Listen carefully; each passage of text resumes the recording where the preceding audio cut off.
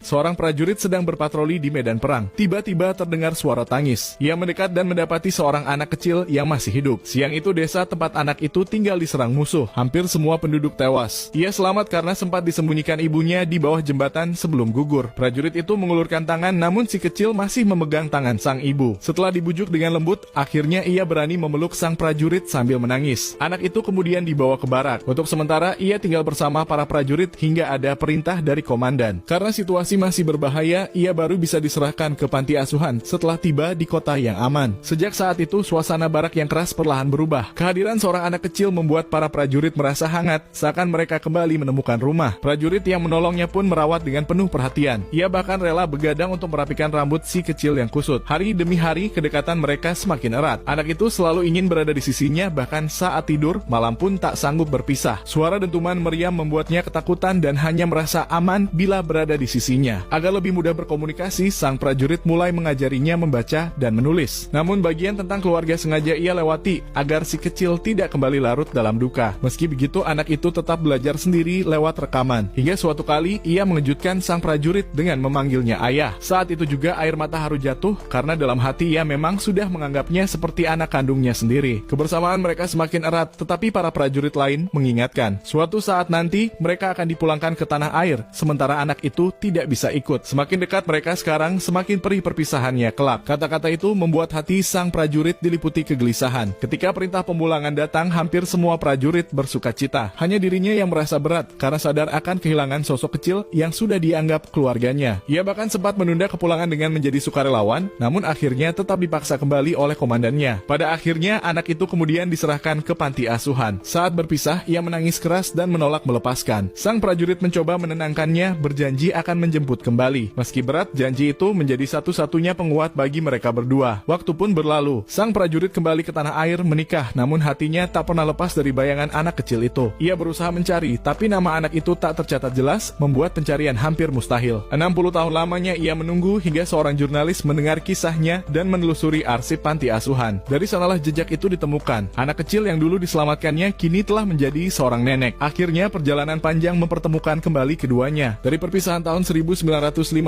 hingga pertemuan tahun 2010, penantian lebih dari setengah abad itu berakhir. 20.000 hari kerinduan terbayar dengan satu pelukan. Di akhir hidupnya, sang prajurit merasa damai karena ia berhasil menepati janjinya untuk kembali pada anak yang dulu diselamatkannya.